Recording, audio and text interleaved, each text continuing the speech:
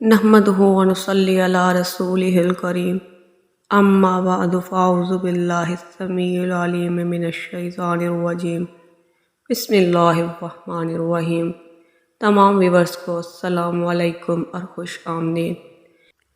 किताब अर-रहीकुल मखतूम की किस्त नंबर 7 में मैं इंशाअल्लाहुल अज़ीज़ उन तमाम मसाइब व मुश्किलात का तज़किरा करूँगी जो आप सल्लल्लाहु अलैहि वसल्लम और आपके सहाबाए किराम रज़ियल्लाहु ताला अन्हुम अजमाइन को तबलीग के दौरान पेश आईं। लेकिन इससे पहले मैं आप लोगों से एक अपील करना चाहूँगी, अगर आप किताब और वहीकुल मखतूम को सुनने में दिलचस्पी रखते हैं तो बराह करम चैनल को सब्सक्राइब कर दीजिए। और अब चलते हैं अपने मौजू की तरफ। जब कुरैश ने देखा कि मोहम्मद सल्लल्लाहु अलैहि वसल्लम को तबलीग दीन से रोकने की कोई हिकमत कारगर नहीं हो रही तो एक बार उन्होंने गौर व खोज किया। आपकी दावत का किला कमा करने के लिए मुख्तलिफ तरीके इख्तियार किए। हंसी, ठट्ठा, तहकीर, इस्तेहज़ा, तकज़ीब। इसका मकसद ये था कि मुसलमानों को बददिल करके इनके हौसले तोड़ दिए जाएं। इसके लिए मुशरिकीन ने नबी सल्लल्लाहु अलैहि वसल्लम को नारवा तोहमतों और बेहुदा गालियों का निशाना बनाया। चुनांचे वो कभी आप सल्लल्लाहु अलैहि वसल्लम को पागल कहते, जैसा कि इरशाद है, इन कुफ़ार ने कहा, ए वो शख्स जिस पर कुरान नाजिल हुआ तो यकीनन पागल है। कभी आप अलैहिस्सलाम पर जादूगर और झूठे होने का इल्ज़ाम लगाते। चुनांचे इरशाद है, इन्हें हैरत है कि खुद इन्हीं में से एक डराने वाला आया और काफिरीन कहते हैं ये जादूगर है, झूठा है। ये कुफ़ार आपके पीछे पुरग़ज़ब मुंतक़माना निगाहों भड़कते हुए जज्बात के साथ चलते थे। इरशाद है, और जब कुफ़ार इस कुरान को सुनते हैं तो आपको ऐसी निगाहों से देखते हैं गोया आपके कदम उखाड़ देंगे और कहते हैं कि तू यकीनन पागल है। जब आप सल्लल्लाहु अलैहि वसल्लम किसी जगह तशरीफ़ फरमा होते और आपके इर्द गिर्द कमज़ोर और मज़लूम सहाबाए किराम रज़ियल्लाहु ताला अन्हुम अजमईन मौजूद होते तो इन्हें देखकर मुशरिकीन इस्तेहज़ा करते हुए कहते, अच्छा यही हज़रात हैं जिन पर अल्लाह ने हमारे दरमियान से एहसान फरमाया है। और जवाबन अल्लाह का इरशाद है, क्या अल्लाह शुक्रगुजारों को सबसे ज़्यादा नहीं जानता।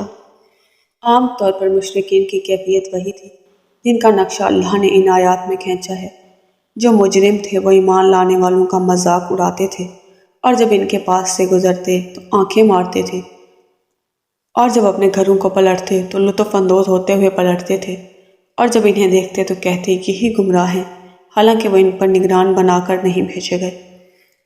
आपकी तालीमात को मसख़ करना, शकूक व शुबहात पैदा करना, झूठा प्रोपोगेंडा करना, तालीम से लेकर शख्सियत तक वाहियात एतराज़ों का निशाना बनाना और यह सब इस कसरत से करना कि अवाम को आपकी दावत और तबलीग पर गौर करने का मौका ही ना मिल सके।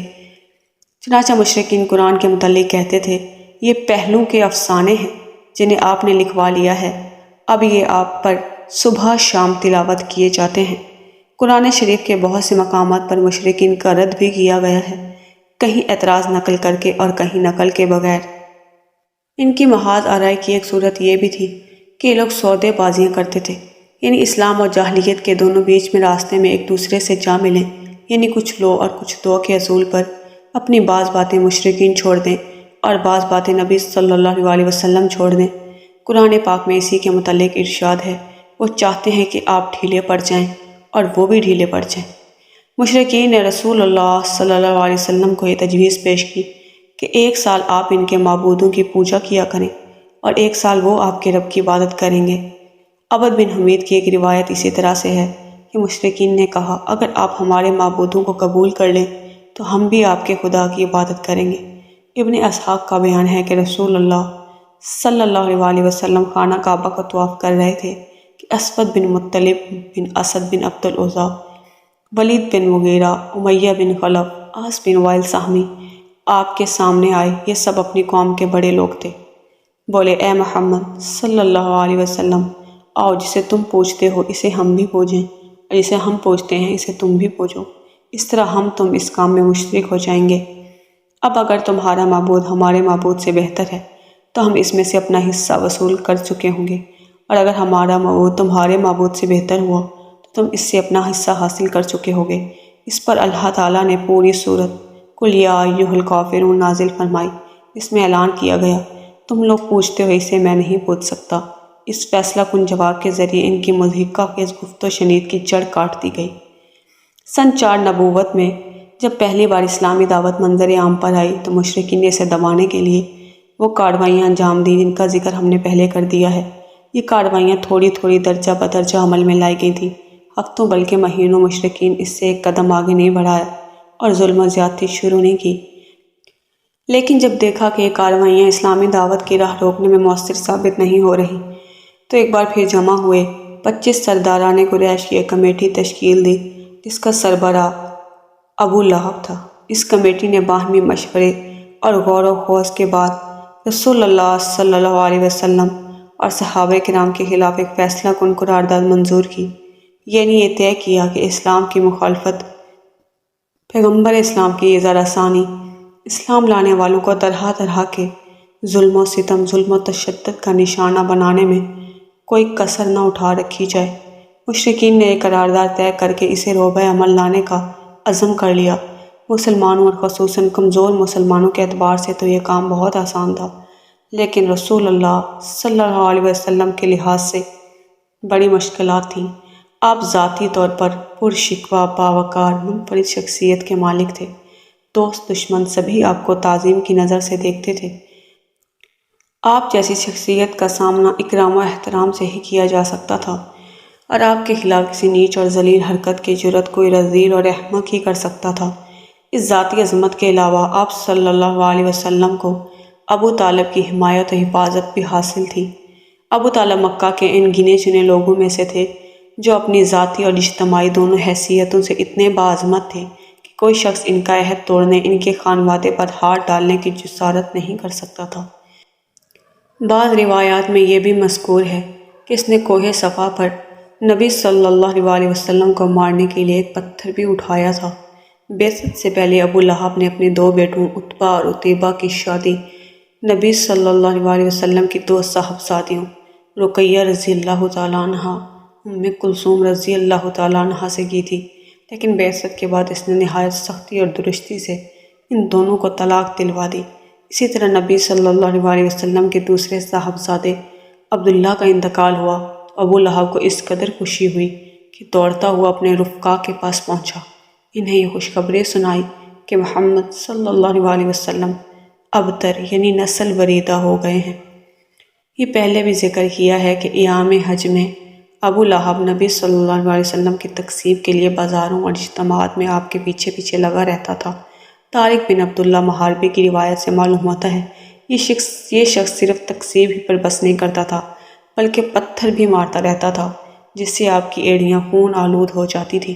ابو لہب کی بیوی ام جمیل، جس کا نام عروہ تھا، جو حرب بن امیہ کی بیٹی ابو سفیان کی بہن تھی، وہ بھی نبی علیہ السلام کی عداوت میں اپنے شوہر سے پیچھے نہ تھی۔ وہ نبی صلی اللہ علیہ وسلم کے راستے میں دروازے پر رات کو کانٹے ڈال دیا کرتی تھی۔ خاصی بد زبان عورت تھی، اس لیے قرآن نے اس کو حمالۃ الحطب کا لقب عطا کیا۔ جب اس کو معلوم ہوا کہ اس کی اور اس کے شوہر کی مذمت میں قرآن نازل ہوا ہے تو وہ رسول اللہ صلی اللہ علیہ وسلم کو تلاش کرتی ہوئی آئی۔ آپ خانہ کعبہ کے پاس مسجد حرام میں تشریف فرما تھے۔ ابو بکر صدیق رضی اللہ تعالیٰ عنہ بھی ہمراہ تھے۔ یہ مٹھی بھر پتھر لیے ہوئی تھی، سامنے کھڑی ہوئی تو اللہ نے اس کی نگاہ پکڑ لی اور رسول اللہ صلی اللہ علیہ وسلم کو نہ دیکھ سکی، صرف ابو بکر رضی اللہ تعالیٰ عنہ کو دیکھ رہی تھی۔ اس نے سامنے پہنچتے ہی سوال کیا، ابو بکر تمہارا ساتھی کہاں ہے؟ مجھے معلوم ہوا ہے وہ میری ہیجو کرتا ہے، باخدا اگر میں اسے پا گئی تو اس کے منہ پہ پتھر دے ماروں گی، خدا کی قسم میں شاعرہ بھی ہوں۔ پھر اس نے یہ شعر سنایا، ہم نے مزم کی نافرمانی کی، اس کے امر کو تسلیم نہ کیا، اس کے دین کو نفرت و حقارت سے چھوڑ دیا، نعوذ باللہ۔ اس کے بعد واپس چلی گئی۔ ابو بکر رضی اللہ تعالیٰ عنہ نے کہا، یا رسول اللہ صلی اللہ علیہ وسلم، کیا اس نے آپ کو نہیں دیکھا؟ آپ نے فرمایا، نہیں، اس نے مجھے نہیں دیکھا، اللہ نے اس کی نگاہ پکڑ لی تھی۔ ابو لہب اس کے باوجود یہ ساری حرکتیں کر رہا تھا کہ رسول اللہ صلی اللہ علیہ وسلم کا چچا اور پڑوسی تھا۔ اس کا گھر آپ کے گھر سے متصل تھا، اس طرح آپ کے دوسرے پڑوسی بھی آپ کو گھر کے اندر ستاتے تھے۔ ابن اسحاق کا بیان ہے، جو گروہ گھر کے اندر رسول اللہ صلی اللہ علیہ وسلم کو اذیت دیا کرتا تھا وہ یہ تھا: ابو لہب، حکم بن ابی علاس بن امیہ، عقبہ بن ابی معیط، عدی بن حمرہ ثقفی۔ یہ سب کے سب آپ کے پڑوسی تھے۔ ان میں سے حکم بن ابی علاس کے علاوہ کوئی بھی مسلمان نہیں ہوا۔ ان کے ستانے کا یہ طریقہ تھا کہ جب آپ نماز پڑھتے تو کوئی شخص بکری کی بچہ دانی اسی طرح ٹکا کے پھینکتا، ٹھیک آپ علیہ السلام کے اوپر گرتی۔ چولہے پر ہانڈی چڑھائی جاتی تو بچہ دانی اس طرح پھینکتے، سیدھے ہانڈی میں گر جاتی۔ آپ نے مجبور ہو کر ایک گھروندہ بنا لیا تھا کہ نماز پڑھتے ہوئے ان سے بچ سکیں۔ بہرحال جب آپ پر یہ گندگی پھینکی جاتی تو آپ صلی اللہ علیہ وسلم اسے لکڑی پر لے کے نکلتے اور دروازے پہ کھڑے ہو کے فرماتے: اے بنی عبد مناف، یہ کیسی ہمسائیگی ہے، اور پھر اسے راستے میں ڈال دیتے۔ سبحان اللہ، اخلاق کا کیا عالم تھا، کس قدر رحمت للعالمین تھے۔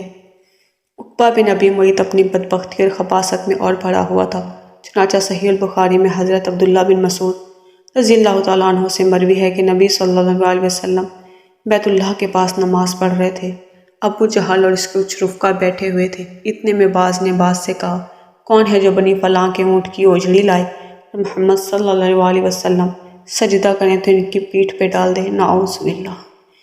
اس پر قوم کا بدبخت ترین آدمی عقبہ بن ابی معیط اٹھا اور اونچ ہلا کے انتظار کرنے لگا۔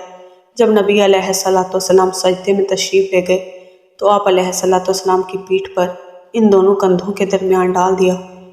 عبداللہ بن مسعود کہتے ہیں: میں یہ سارا ماجرا دیکھ رہا تھا مگر کچھ نہیں کر سکتا تھا، کاش میرے اندر بچانے کی طاقت ہوتی۔ ابن مسعود فرماتے ہیں کہ اس کے بعد وہ ہنسی کے مارے ایک دوسرے کے اوپر گرنے لگے۔ رسول اللہ صلی اللہ علیہ وسلم سجدے ہی میں پڑے رہے، سر نہ اٹھایا، یہاں تک کہ فاطمہ رضی اللہ تعالیٰ عنہا آئیں، آپ کی پیٹھ سے اوجھ ہٹا کر پھینکی۔ تب آپ نے سر اٹھایا اور پھر 3 بار فرمایا: اللہم علیک بقریش، اے اللہ تو قریش کو پکڑ لے۔ جب آپ نے بد دعا کی تو ان پر بہت گراں گزری، کیونکہ ان کا عقیدہ تھا کہ اس شہر میں دعائیں قبول کی جاتی ہیں۔ اس کے بعد آپ علیہ السلام نے نام لے لے کے بد دعا کی: اے اللہ ابو جہل کو پکڑ لے، عتبہ بن ربیہ، شیبہ بن ربیہ، ولید بن عتبہ، امیہ بن خلف، عقبہ بن ابی معیط کو پکڑ لے۔ انہوں نے 7واں نام بھی گنوایا لیکن راوی کو یاد نہ رہا۔ ابن مسعود رضی اللہ تعالیٰ عنہ فرماتے ہیں: اس ذات کی قسم جس کے ہاتھ میں میری جان ہے، میں نے دیکھا جن لوگوں کے نام رسول اللہ صلی اللہ علیہ وسلم نے گن گن کے لیے تھے، سب کے سب بدر کے کنویں میں مقتول پڑے ہوئے تھے۔ امیہ بن خلف کا وتیرہ تھا کہ جب رسول اللہ صلی اللہ علیہ وسلم کو دیکھتا تو لعن طعن کرتا۔ اسی کے متعلق یہ آیت نازل ہوئی: وَيْلٌ لِّكُلِّ ہُمَزَةٍ لُمَزَةٍ، ہر لعن طعن اور برائیاں کرنے والے کے لیے تباہی ہے۔ ابو جہل کبھی کبھی رسول اللہ صلی اللہ علیہ وسلم کے پاس آ کر قرآن سنتا، لیکن بس سنتا ہی تھا، ایمان، اطاعت، ادب و خشیت اختیار نہیں کرتا تھا۔ وہ رسول اللہ صلی اللہ علیہ وسلم کو اپنی بات سے اذیت پہنچاتا، اللہ کی راہ سے روکتا، اور پھر اپنی اس حرکت پر، بڑائی پر ناز فخر کرتا ہوا جاتا تھا، گویا اس نے کوئی قابل ذکر کارنامہ انجام دے دیا ہے۔ قرآن مجید کی یہ آیات اسی شخص کے بارے میں نازل ہوئیں: فَلَا صَدَّقَ وَلَا صَلَّى، نہ اس نے صدقہ دیا نہ نماز پڑھی بلکہ جھٹلایا اور پیٹھ پھیری۔ پھر وہ اکڑتا ہوا اپنے گھر والوں کے پاس گیا: تیرے خوب لائق ہے، خوب لائق ہے۔ اسی شخص نے پہلے دن جب نبی علیہ السلام کو نماز پڑھتے ہوئے دیکھا تھا تو اسی دن آپ کو نماز سے روکتا رہا۔ ایک بار نبی علیہ السلام مقام ابراہیم کے پاس نماز پڑھ رہے تھے، اس کا گزر ہوا، دیکھتے ہی بولا: محمد صلی اللہ علیہ وسلم، کیا میں نے تجھے اس سے منع نہیں کیا تھا؟ ساتھ ہی دھمکی بھی دی۔ رسول اللہ صلی اللہ علیہ وسلم نے بھی ڈانٹ کر سختی سے جواب دیا۔ اس پر وہ کہنے لگا: اے محمد صلی اللہ علیہ وسلم، مجھے کاہے کی دھمکی دے رہے ہو؟ دیکھو، خدا کی قسم اس وادی میں میری محفل سب سے بڑی ہے۔ اس پر اللہ نے یہ آیت نازل فرمائی: وَلْيَدْعُ نَادِيَهُ، اچھا تو وہ بلائے اپنی محفل کو، ہم بھی سزا کے فرشتوں کو بلائی دیتے ہیں۔ ایک روایت میں مذکور ہے کہ رسول اللہ صلی اللہ علیہ وسلم نے اس کا گریبان گلے کے پاس سے پکڑ لیا اور جھنجھوڑتے ہوئے فرمایا: اولا لک فاولا ثم اولا لک فاولا، تیرے لیے بہت ہی موزوں ہے، تیرے لیے بہت ہی موزوں ہے۔ اس پر اللہ کا یہ دشمن کہنے لگا، اے محمد صلی اللہ علیہ وسلم، مجھے دھمکی دے رہے ہو؟ خدا کی قسم، تم اور تمہارا پروردگار میرا کچھ نہیں کر سکتے۔ میں مکے کی دونوں پہاڑیوں کے درمیان چلنے پھرنے والوں میں سب سے زیادہ معزز ہوں۔ بہرحال اس ڈانٹ کے باوجود ابو جہل اپنی حماقت سے باز آنے والا نہ تھا، بلکہ اس کی بدبختی میں کچھ اور اضافہ ہی ہو گیا۔ چنانچہ صحیح مسلم میں ابو ہریرہ رضی اللہ تعالیٰ عنہ سے مروی ہے، ایک بار سرداران قریش سے ابو جہل نے کہا، محمد صلی اللہ علیہ وسلم آپ حضرات کے روبرو اپنا چہرہ خاک آلود کرتا ہے؟ جواب دیا گیا، ہاں۔ اس نے کہا، لات و عزیٰ کی قسم، اگر میں اس حالت میں اسے دیکھ لیا تو اس کی گردن رونت دوں گا، اس کا چہرہ مٹی پہ رگڑ دوں گا۔